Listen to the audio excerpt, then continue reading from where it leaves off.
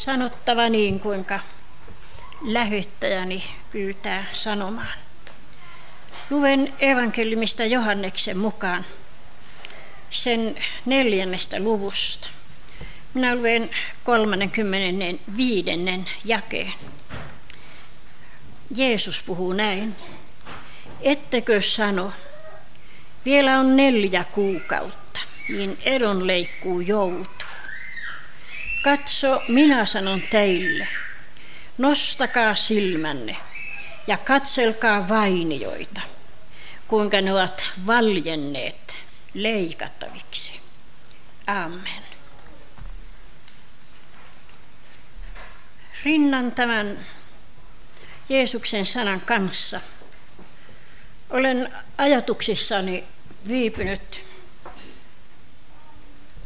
Vanhan testamentin lehdillä olevan kertomuksen luona, jossa kerrotaan, kuinka 3 kuningasta siellä Edomin korvessa oli janoon kuolemassa. 7 päivää oli etsitty vettä sotaväille, juhdille, ja lähdettä vettä ei ollut löytynyt. Silloin siellä hädän kuoleman edessä, sodan kauhun keskellä, tämä sotaan valmistunut sotajoukko, eräs kuningas sanoi, eikö ole ketään Herran profeettaa, jolta kysyisimme, mitenkä tässä käy. Sitten mentiin profeetta Elisan luo. Esitettiin asia. Olemme siellä Edomin korvessa, näännyttävässä erämaassa kierrelleet 7 päivää, etsineet vettä, sitä ei ole löytynyt. Moabin kuningas tulee nyt ja tuhoaa meidät. Me olemme pääsemättömän edessä. Silloin tämä Jumalan profeetta sanoo tällä tavalla. Tuokaa minulle nyt kanteleen soittaja. Ja tämä etsittiin, tämä kanteleen soittaja. Ja kun tämä kanteleen soittaja soitti, minkä hän maan lauluja soitti vai taivaallisiako soitti, tämän soiton aikana aukeni Jumalan palvelijalle Jumalan sana. Ja hän sanoi niille, kaivakaa tämä laakso kuoppia täyteen. Te ette tule näkemään tuulta ettekä sadetta. Ja tämä maa tulee vettä täyteen. Ja seuraavana aamuna vettä tuli. Ja sieltä erämaasta, sieltä Edomin korvesta päin, juuri sieltä, missä tämä sotajoukko oli janoon nääntymässä ja uupumassa. Tätä olen katsellut tuossa nämä tuokiot. Ja Jeesuksen sana, opetuslapset sanovat, eikö vielä ole 4 kuukautta aikaa ja sitten vasta on elonkorjuu. Jeesus sanoo, nyt on elonkorjuun aika. Katsokaa vainioita, katsokaa kuinka ne on varisemisvaiheissa, ei ole aikaa 4 kuukautta odottaa, se on nyt korjattavissa. Eikö tänä päivänä Jumalan seurakunnissa, Jumalan seurakuntia on, jotka sanovat, että ei herätystä tule, eikä herätystä ole, eikä sitä tule. Tämä on sattunut minun henkeeni. Pienellä vartiopaikalla, missä Jumalan edessä valvoa pyydän. Minä olen katsellut valkenevia vainioita. Ja minä olen kokenut Jumalan tuulen. Se puhaltaa parasta aikaa Suomen Sionin yllä. Meillä on herätyksen aika. Se on nyt. Meillä on työpäivä. Niin ihana työpäivä, kun ikinä valkenevilla vainioilla voi olla. Vainiot on valjenneet leikkaamista varten. Tässä oli vuosia, jotka ovat taakse nyt jääneet, jolloin kokouksessa, jos joku kyynelehti, se oli sielullisuuden merkki. Ja jos pappi puhkesi kyyneliin, niin kyllä se on sielullinen pappi. Ja näitä kauniita lauluja särjöi Herra sydämet meidän. Ei niitä voitu laulaa, ne piti olla sitä korkean kuoron, sitä temppeliharjan tyhjää ylistystä, joka oli komennettu ylistämään, vaikka sydän oli saastaa täynnä. Katkeruutta täynnä, huokausta täynnä, nosta kätesi ja ylistä. Kuuluuko se ylistys Jumalan korviin? Ei, ystävät. Ja kun pyysi tällaista särjetyn sydämen laulua, niin kuin tämä särjoi Herra sydämet meidän, kuinka vastahakoisesti sitä laulettiin. Se piti olla sitä toisenlaista, sitä temppeliharja veisuutta. Ystävät, Jumala on murtanut, särkenyt viljelysmaan. Tänä päivänä Jumalan pellot, ne ovat valjenneet leikkuuta varten. Ne ovat varisemisvaiheessa. Tänä päivänä henki on muuttunut Suomen Sionissa yli seurakuntarajojen, kiitos Herralle, on satanut joka miehen pellolle. Tänä päivänä ihmiset uskaltaa murtua Jumalan edessä. Tänä päivänä alttarit kastuu kyyneleistä. Se on sitä vainiot on vaalenneet korjuuta varten. Nyt on herätyksen aika. Ja kun on ihmisiä, jotka eivät näe tätä herätyksen aikaa, ystävät, me emme tunne. Entäpäs tämä alkanut herätys, kun se voimistuu niin kuin minä koen ja tunnen ja näen. Jumalan tuuli väkevöityy Suomen Sionin keskellä. Morsiusseurakunta valmistetaan suurta ylösottoa varten. Tämä herätys, joka syvenee. Minä näen tältä vartiopaikaltani. Älä sinä vaihda näkemystäsi, vaikka minä kerron tämän, mitä minä näen. Tämä uusi herätys, minkä ihmeelliset ensivaikutteet nyt jo on vallannut Suomen Sionin elävät seurakunnat. Se on herätys, joka nostaa armolahjat sille kuuluvalle paikalle. Silloin puhutaan hengen täyteydestä. Se ei ole helluntalaisuuden merkki eikä lahkolaisuuden merkki. Se on Jumalan virran merkki. Se valtaa alaa. Jumalan hengen helluntaikaste. Se astuu Lutherin kirkon ovesta kupolin alle. Ja siellä ottaa oikeudet elävän seurakunnan keskellä. Sairaat parantuvat.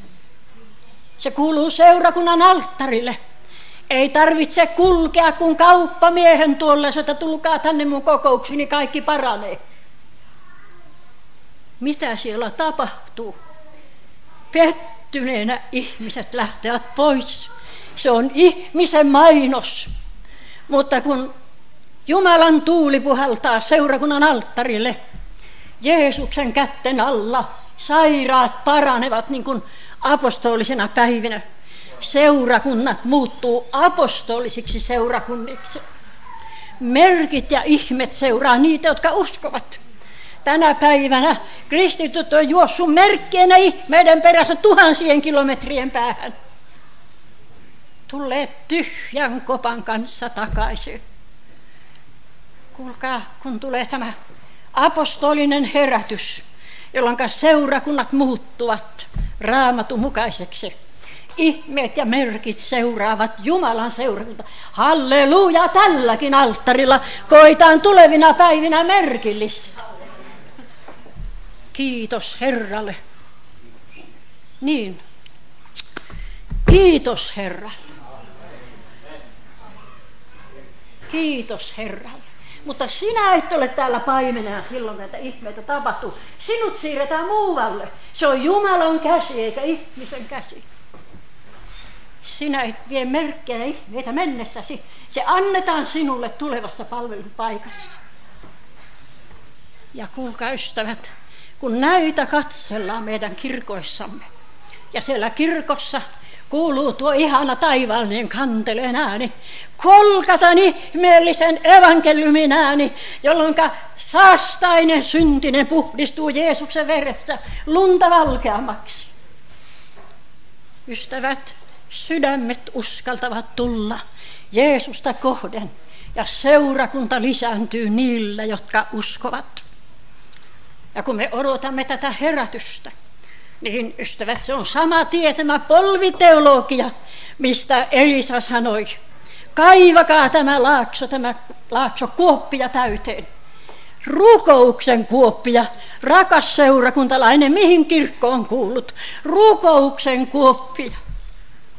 Ja ystävät, kun ne kaivetaan tämän kuivan erämaan keskelle, joka pölylää kuivuudesta, ja kansa on nääntymässä kuivuuden ja voimattomuuden alle, kun siellä kaivetaan polvillainen rukouksen kuopat, ja se kantele soi. Se pyhien yhteyden ihana soitto kuuluu Jumalan kultakannel. Kuka seurakunta antaa seurakuntansa Jumalan kanteleeksi? Antaako helluntai? Vai onko siinä kaste, joka pidättää kielet?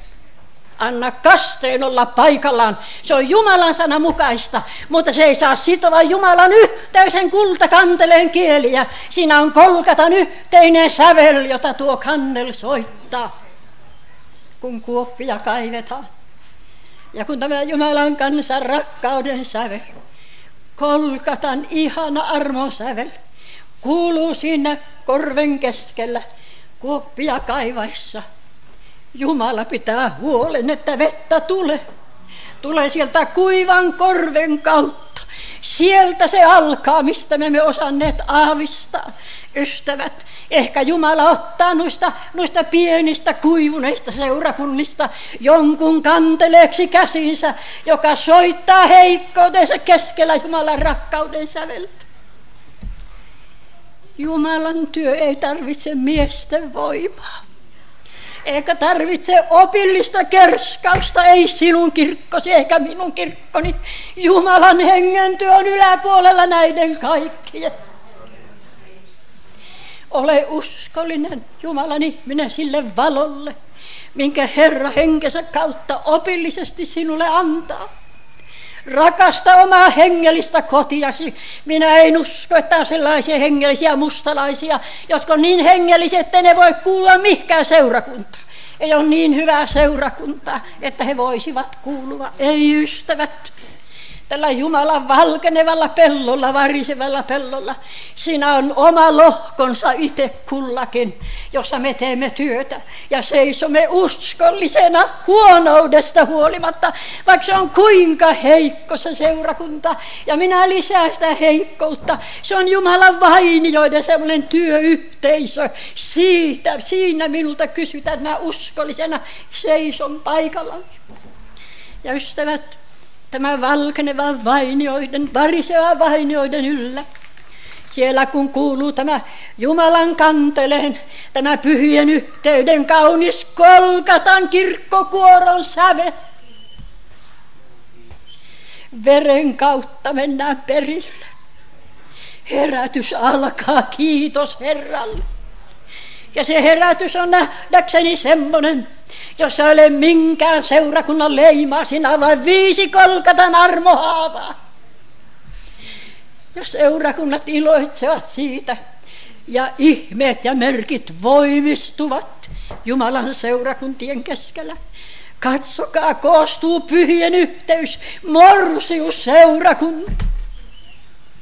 Ja ystävät, tämän seurakunnan keskellä ennen ylöstempausta riisutaan kaikki arvomerkit pois.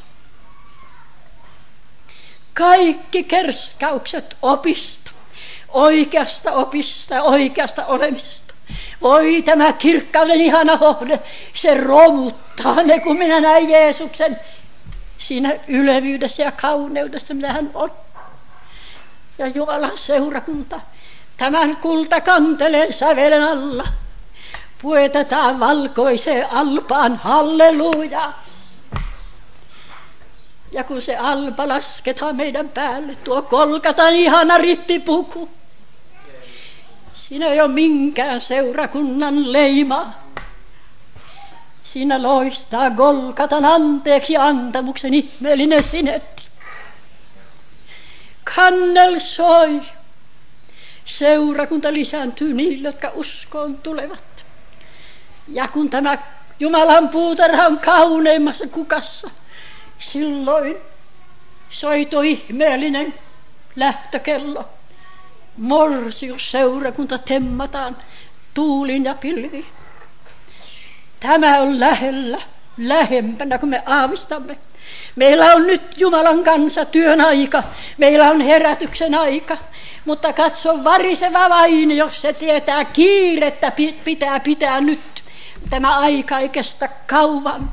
Herra tietää, kuinka kauan, minulle ei ole siitä puhuttu, mutta variseva vainio, siinä on kiireen tuntu, se pitää korjata. Ja tällaisena näin Jumalan pellon tänä päivänä, ja tällaisena puhun tätä, tällaisen varisevan vainion ääressä. Ja kun sitten olen tämän sisäisen näkyni edessä ollut, mä olen ihmetellyt erästä asiaa sillä pienellä paikalla, missä Herran työtä pyydän teille. Ei ole koskaan palvelusvuotteni aikana Jumalan valtakunnan työntekijät olleet niin ahtaalla kuin ne tänä päivänä ovat. Ja toiselta puolelta ei koskaan Jumalan valtakunnan työntekijät ole ollut niin sokeat syntiin nähden kuin tänä päivänä. Ystävät, tänä päivänä sinne pieneen rippikirkkoon tulee pappeja sieltä ja täältä yli raja-aitojen. Ja sinne pienelle alttarille on laskeutunut monien vuosien katkeruus, mikä on sydäntä painanut. Monien vuosien villin kielen saasta, kun on raadeltu toista ihmistä. Monien vuosien kätketyt synnit, aviorikokset, joita ei ole päivävaloon tuotu. On voitu vaihtaa aviopuoliso, vai se siitä parane. Jos vaikka otat joka viikko uuden vaimon, synti jää. Ne on tuotu alttarille. Jumala on ottanut kiinni. Näitä kun olen nähnyt, itkenyt itkevien kanssa. Mä olen nähnyt niin. Pyhien yhteys valmistuu. Jumalan kanssa riisutaan. Työntekijät puetetaan uudella voimalla, ne riisutaan kaikesta, tyhjennetään kaikesta itsestä ja sitten puetetaan voimalla korkeudesta. Ja annetaan se taidollisuus, mikä tänä päivänä nääntyvän ihmiskunnan keskellä, jota me niin kipeästi Jumalan työssä tarvitsemme. Tänä päivänä ihminen on lyöty. Se on revitty kappaleiksi työpaikalla ja kodeissa ja kouluissa. Ja ystävät, jos Jumalan seurakunta on kuin raastupa, kuinka ihmiset jaksaa. Herra kouluttaa meitä, tyhjentää meidät kirkkautensa edessä ja antaa meidän käteemme pienen sirpin. Minä muistan lapsuuskotini ruisvainioita. Se oli korkealla mäillä aina se suuri pelto, missä isä kasvatti ruista. Ja siellä oli sitten sellainen pellon nurkka, joka melkein joka kesä oli tuulen ja sateen pieksemässä. Korsi oli murtunut ja ne ihanat tähkäpäät, ne oli painunut sinne. Myrsky oli lyönyt sen tällä tavalla lakoon. Kun tuli päivä, jolloin torpparit tulivat meille, rukiinleikkuu alkoi. Isä antoi sen pienen sirpin kynnää Aapolle, meille yhden torppari isännälle. Mene sinä, Aapo, tuonne lakoontuneen pellon kolkkaan. Sinä olet niin taitava leikkaa. Tämä vanha ukko meni, pisti sen pienen sirpin aina tällaisen sormioksen alla, katkaisi kauniisti ja nosti sen murtuneen korren ja sitten laski niin kauniisti siihen lyhteen viereen. Ystävät, ystävät, pienennetään sirppiä. Pyydetään Herralta ase.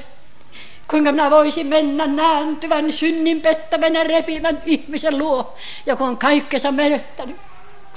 Kuinka minä voisin korjata hänet Jumalan aittoihin. Herra, anna minulle syli, joka aukenee nääntyvän edessä, että minä voin johdattaa hänet lähteelle anteeksi antamuksen siunatulle ihanalle paikalle. Ja ystävät, tällainen lakoon lyöty ruispellon kolkka tänä päivänä on ihminen, ja meiltä työntekijöiltä kysytään, osaatko korjata Herran aittoihin? Lyömällä, ystävät, ei. Ja vaikka minä veisin niille kirkkaimman opin, ei. Mutta kun minun kädessäni on Golgatan verinen ihmeellinen rakkauden sirppi, ja minä lasken se sortuneelle korrelle, ja nostan hänet Golgatan armokalliolle, taivas rikastuu. Kiitetty olkoon Herran nimi. Tätä jumalallista teologiaa me tarvitsemme, polviteologiaa, nöyryyttä ystävät, laupeutta ystävät, armoa ystävät, anteeksi antamusta. Tämä sävel, voi että se saisi kaikua sen kanteleen kielissä tämän seurakunnan keskellä, meidän jokaisen seurakuntamme keskellä.